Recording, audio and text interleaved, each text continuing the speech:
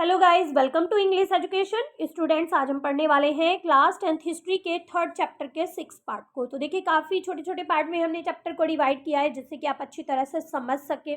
Videos आपको अच्छी लगती हैं तो एक लाइक जरूर किया करें। और इसके बीच में हमने कुछ वेरी शॉर्ट क्वेश्चन आंसर भी किए हैं इस चैप्टर से। और अब स्टार्ट करते हैं और आज अपने चैप्टर को कंप्लीट करेंगे हम, ठीक है। और इसके बाद हम शॉर्ट लॉन्ग क्वेश्चन आंसर को कंप्लीट करेंगे। तो चलिए स्टार्ट करते हैं। ये पार्ट हम पढ़ चुके हैं, यानी कि हमारा 4th पार्ट यहाँ पर चल रहा है, rebuilding a world economy. World economy कैसे रिबिल्ड हुआ, क्योंकि अभी हम पढ़ रहे थे कि वॉर की स्थिति चल रही थी, काफ़ी क्राइसिस और डिप्रेशन देखने के लिए मिल रहा था पूरी कंट्रीज़ में। तो यहाँ पर हम पढ़ चुके हैं कि वर्ल्ड वॉर के बाद क्या क्या चीज़ें हुई और कौन कौन यहाँ पर पार्टिसिपेट कर रहे थे इस वॉर में। ये सारी चीज़ें भी हम पढ़ चुके हैं और किस तरह से इंस्टीट्यूशन बनाए गए कंट्रीज़ की हेल्प करने के लिए। तो देखिए, इसका हम सेकेंड पार्ट यहाँ से हम आज पढ़ने वाले हैं। The Bretton would system. Bretton Wood को आप पढ़ चुके हैं। बैरेटन में 2 इंस्टीट्यूशन बनाए गए, एक का नाम था IMF और दूसरे का नाम था वर्ल्ड बैंक, जो कंट्रीज को सपोर्ट करते थे, फाइनेंशियल सपोर्ट देते थे।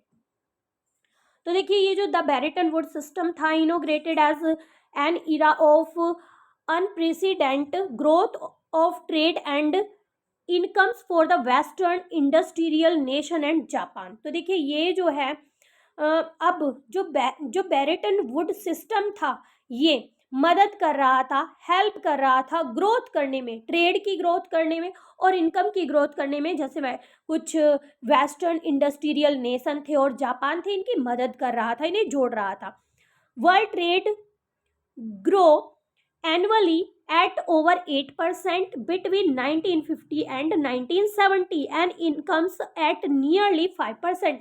तो देखिए, इसकी वजह से जो वर्ल्ड ट्रेड था वो 8% बढ़ चुका था एनुअली। यहाँ पर बात की जा रही है 1950 से लेकर 1970 तक की यहाँ पर बात बताई गई है, और जो इनकम थी वो 5% बढ़ चुकी थी।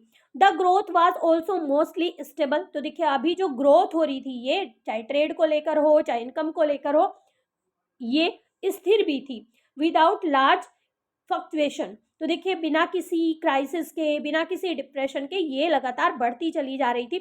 For much of this period the employment rate for example averaged less than 5% in most industrial countries. तो देखिए, जो अधिकतर इंडस्ट्रियल कंट्रीज थी, जहाँ पर इंडस्ट्रीज थी, वहाँ पर ये जो एम्प्लॉयमेंट रेट था ना, अनएम्प्लॉयमेंट रेट था, ये घटकर कितना हो गया था, ये 5% से भी कम हो गया था। यानी कि लोगों को रोजगार भी बहुत बड़ी मात्रा में मिल रहा था। These decades also saw the worldwide spread of technology and enterprises। तो देखिए, इन दशकों में मतलब पूरे संसार में टेक्नोलॉजी और इंटरप्राइजेस जो है बहुत अच्छी तरह ग्रो कर रही थी, बढ़ रही थी। Developing countries were in hurry to catch up with the advanced industrial countries. तो देखिए, जितनी भी डेवलपिंग कंट्रीज थी ना, वो भी इन्हीं के रास्तों पर चल रही थी। जो एडवांस इंडस्ट्रियल कंट्रीज थी, उन्हीं की तरह से काम करना उन्होंने भी शुरू कर दिया। Therefore they invested vast amount of capital importing industrial plants, equipment featuring modern technology. हाँ, तो देखिए, इन्होंने क्या करना शुरू कर दिया, अपनी पूंजी को इन्वेस्ट करना शुरू कर दिया। उन्होंने इंडस्ट्रियल जो प्लांट थे, ये सारी चीज़ें जो है उन्होंने इंपोर्ट करनी शुरू कर दी और उन्होंने मॉडर्न टेक्नोलॉजी को अपनाना शुरू कर दिया। अब देखिए, यहाँ तक तो बात हुई ये वॉर के बाद की बात है, किस तरह से ये सारी चीज़ें सेटल हुई, किस तरह से उन्होंने रिबिल्ड करना शुरू कर दिया। अब देखिए, डीकोलोनाइजेशन, बहुत सारे कंट्री ऐसे थे जो कोलोनाइज थे, गुलाम थे, और जब उन्हें स्वतंत्रता मिली, वो डीकोलोनाइज हुए, तब क्या होता है, किस तरह से चेंजेस देखने के लिए मिलते हैं और ग्लोबल वर्ल्ड जो है बनता है, और किस तरह से कंट्रीज जो है आपस में ट्रेड करते, एक दूसरे से जुड़ते हैं। When the second world war ended, जब सेकेंड वर्ल्ड वॉर का एंड होता है, large part of the world were still under the European colonial rule. तो देखिए, लेकिन अभी भी बहुत बड़ा हिस्सा एक यूरोपियन मतलब यूरोप के अंडर में था, अभी भी उनका गुलाम था एक संसार का बहुत बड़ा हिस्सा। Over the next 2 decades most colonies in Asia and Africa emerge as free. लेकिन अगले आने वाले 20 सालों में, जैसे एशिया है, अफ्रीका है, ये फ्री हो गए, इंडिपेंडेंट नेशन बन गए। दे वर however overburdened by poverty and lack of resources, and their economies and societies were handicapped by long period of colonial rule।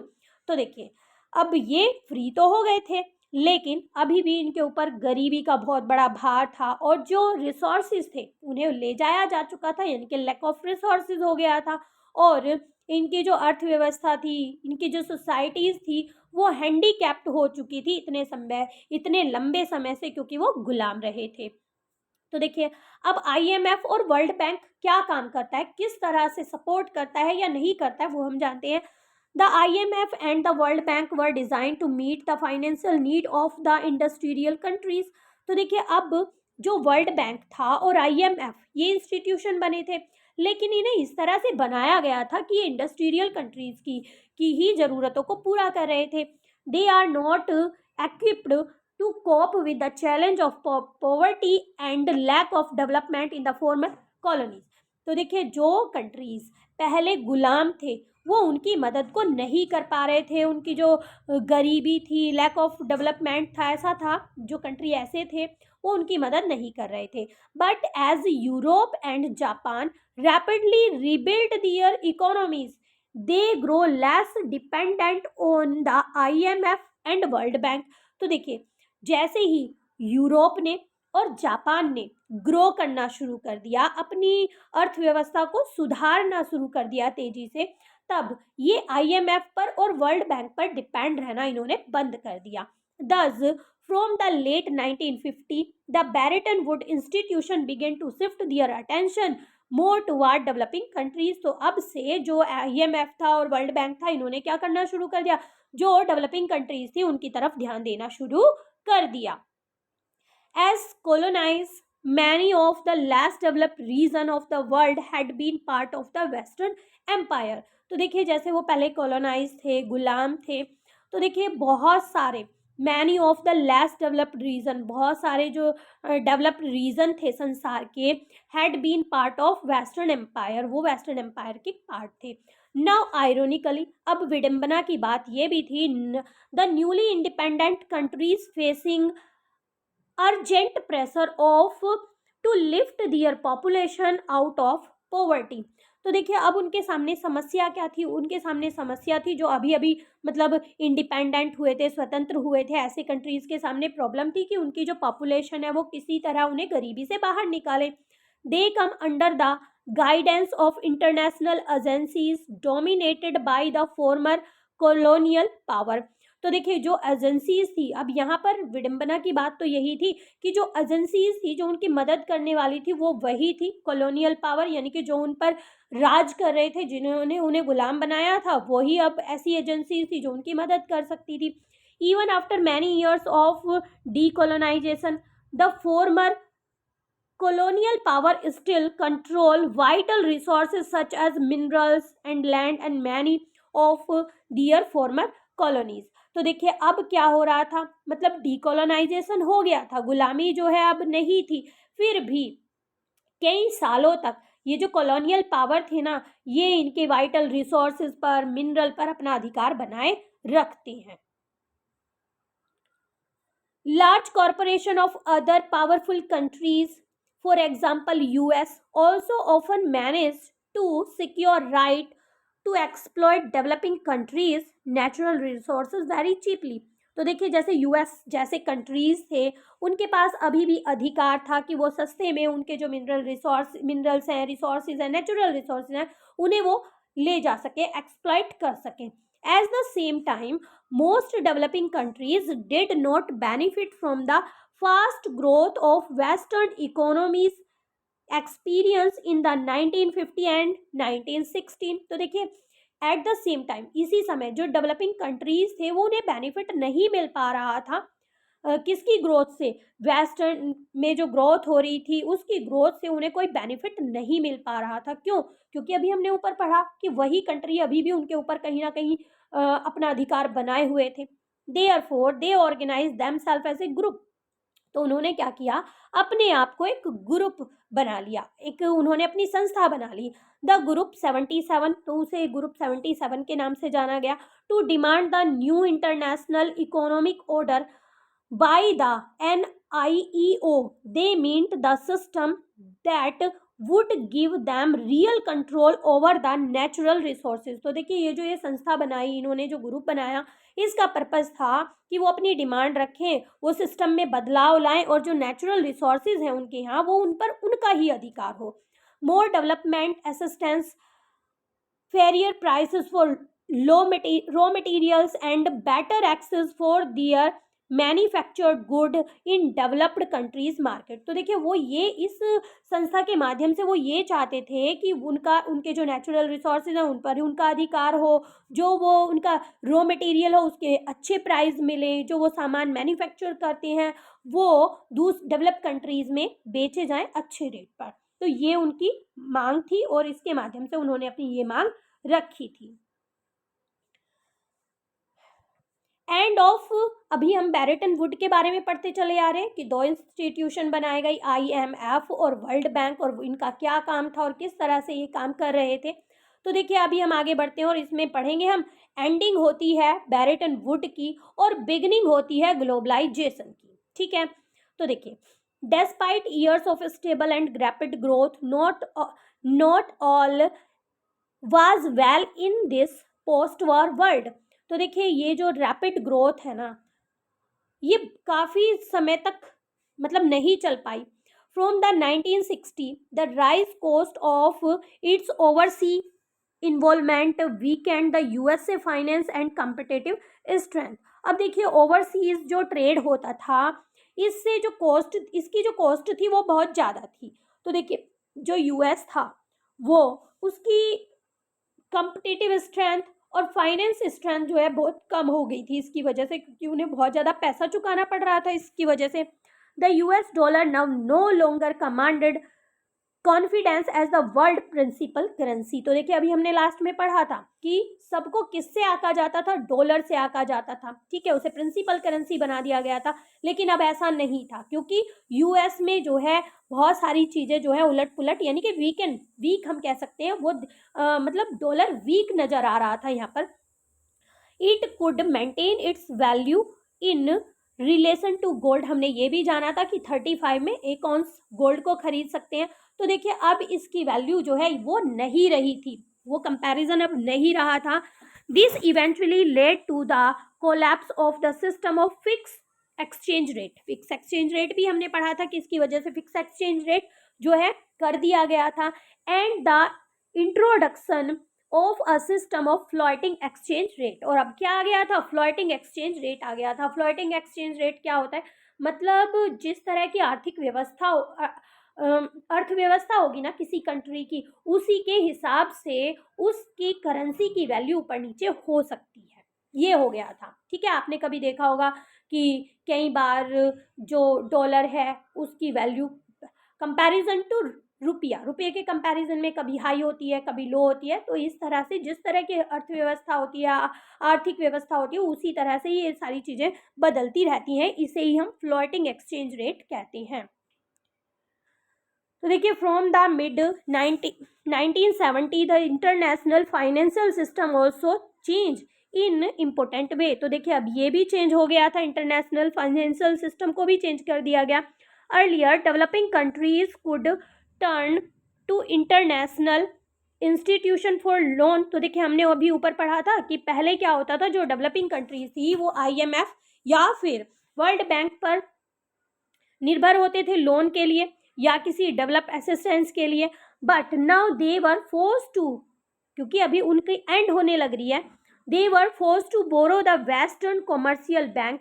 लेकिन अब वो क्या कर रहे थे, किससे बोरो कर रहे थे, वेस्टर्न कॉमर्शियल बैंक से बोरो कर रहे थे, या प्राइवेट लीडिंग इंस्टीट्यूशन, कोई भी प्राइवेट लीडिंग इंस्टीट्यूशन होता था लोन देने के लिए, उससे वो लोन ले रहे थे। दिस लीड टू पीरियोडिक डेब्ट क्राइसिस, और इससे जो कर्ज होता है ना वो बहुत ज़्यादा बढ़ जाता है, ये क्राइसिस बहुत ज़्यादा बढ़ जाती है डेवलपिंग वर्ल्ड में। एंड लोअर इनकम लो हो जाती है। तो अभी हम पढ़ते चले आ रहे हैं, कभी इनकम हाई हो रही है, कभी इनकम लो हो रही है। एंड इंक्रीज पॉवर्टी, अभी हमने ऊपर पढ़ा था ना 8% बढ़ जाती है, 5% अनएम्प्लॉयमेंट कम हो जाता है, लेकिन फिर से वही कंडीशन खड़ी हो जाती है। स्पेशली ये होता कहाँ पर है, अफ्रीका में और लैटिन अमेरिका में ये ऐसा होता है। The industrial world was also hit by the unemployment that began rises from the mid 1970 and remained high until the early 1990. तो देखिए ये जो इंडस्ट्रियल वर्ल्ड है इसमें अनएम्प्लॉयमेंट भी बहुत ज़्यादा देखने के लिए मिलता है, बहुत ज़्यादा अनएम्प्लॉयमेंट बढ़ जाता है 1970 से लेकर, और कब तक ये हाई रहता है 1990 तक ये हाई रहता है. फ्रॉम द लेट 1970 एमएनसी आप सभी जानते हैं मल्टीनेशनल कंपनी होता है. तो देखिए from the late 1970 MNCs also begin to shift production operation to low wages Asian countries. तो देखिए ये जो एमएनसीज हैं इनका काम ही ये होता है कि जहाँ पर इनका प्रोडक्शन सस्ते में हो ये वहीं पर काम करती है, चाहे लोगों को काम देने की बात हो या प्रोडक्शन करने की बात हो या कोई सामान खरीदने की. तो देखिए इन्होंने क्या करना शुरू कर दिया, एशियन कंट्रीज़ में इन्होंने प्रोडक्शन करना शुरू कर दिया क्योंकि वहाँ पर लो वेजेस में जो वर्कर थे वो मिल जाते थे. China had been cut off from the, हमने पढ़ा था चाइना जो है आइसोलेशन में चला जाता है. तो देखिए China had been cut off from the post world economy since it revolution in 1949, but new economic policies in China and the collapse of Soviet Union and Soviet-style communism in Eastern Europe brought many countries back into the fold of world economy. तो देखिए वापस से जो China है वो बाहर आता है और सोवियत यूनियन जो है वो कोलैप्स हो जाता है, वो ख़त्म हो जाता है और इस तरह से बहुत सारे कंट्रीज जो है वापस से वर्ल्ड इकोनॉमी में जुड़ जाते हैं. आगे देखते हैं. वेजेस वर रिलेटिवली लो इन कंट्रीज लाइक चाइना. तो देखिए चाइना जैसी कंट्रीज में जहाँ पर पॉपुलेशन ज़्यादा होगी तो वहाँ वेजेस कम हो जाता है. तो जैसे इंडिया में भी है, चाइना में भी है, सबसे ज़्यादा पॉपुलेशन है तो लोग जो है सस्ते में काम करने के लिए तैयार हो जाते हैं. तो चाइना में जो वेजेस है वो काफ़ी लो है, thus they become attractive destinations for investment of foreign MNC competing to capture world markets. तो देखिए एमएनसीज का काम यही है कि वो वहीं पर इन्वेस्टमेंट करेंगी, वहीं पर प्रोडक्शन का काम करेंगी जहाँ पर उन्हें सस्ते में काम करने वाले मिल जाएं, सस्ते में कोई प्रोडक्ट मिल जाए. तो उन्होंने ऐसा ही किया. They have notice the most you have noticed the most of TV, mobile phone and toys we see in the shop seem to be made in China. और यही कारण है कि हम दुकानों पर बहुत सारे टीवी देखते हैं, मोबाइल फ़ोन देखते हैं, टॉयज़ देखते हैं, तो वो कहाँ के बने हुए होते हैं, चाइना के बने होते हैं. क्योंकि जो मल्टीनेशनल कंपनी है वो वहाँ पर जाकर ज़्यादा काम कराती है क्योंकि लो वेजेस पे लोग मिल जाते हैं, प्रोडक्शन करने में उन्हें कम पैसा लगता है उनका. तो देखिए ये सारी चीज़ें चाइना में प्रोड्यूस होती हैं. This is because of the low cost. और ऐसा क्यों होता है, क्योंकि वहाँ पर लो कॉस्ट स्ट्रक्चर होता है. और आगे बढ़ते हैं. The relation of industry to low wage countries stimulated world trade and capital flow. In the last 2 decades, the world economic geography has been transferred as countries such as India, China, Brazil and undergoes rapid economic transformation. तो देखिए ये जो relocation है, industries का relocation हुआ, क्यों हुआ? China, India जैसी, ब्राज़ील जैसी कंट्रीज़ में क्यों हुआ? क्योंकि वहाँ पे जो वेजेस है वो काफ़ी लो है और ये एमएनसीज जो हैं, इस तरह की जो कंपनीज़ हैं वो इसी तरह ऐसे ही कंट्रीज़ में काम करना पसंद करती हैं, इसीलिए वो इनकी तरफ बढ़ने लगे. और इसी वजह से जो इंडिया है, चाइना है, ब्राज़ील है, यहाँ पर इकोनॉमिक ट्रांसफॉर्मेशन देखने के लिए मिली. और क्योंकि हम देख रहे हैं बहुत तेज़ी से ग्रो कर रहा है, मल्टीनेशनल कंपनी जो है यहाँ पर बहुत ज़्यादा काम कर रही हैं, लोगों को बहुत ज़्यादा काम मिल रहा है क्योंकि जो इंडियन हैं वो उनकी पॉपुलेशन भी बहुत ज़्यादा है और स्किल्ड पर्सन भी बहुत ज़्यादा हैं. तो इसलिए जो कंपनीज़ हैं वो यहाँ पर काम करना ज़्यादा पसंद करती हैं, यहाँ पर सेटल हो जाती है. ऐसे बहुत सारी कंपनीज़ के एग्जांपल हैं जो बाहर से आकर यहाँ पर काम करती हैं. आई होप चैप्टर आपका कंप्लीट हो गया है.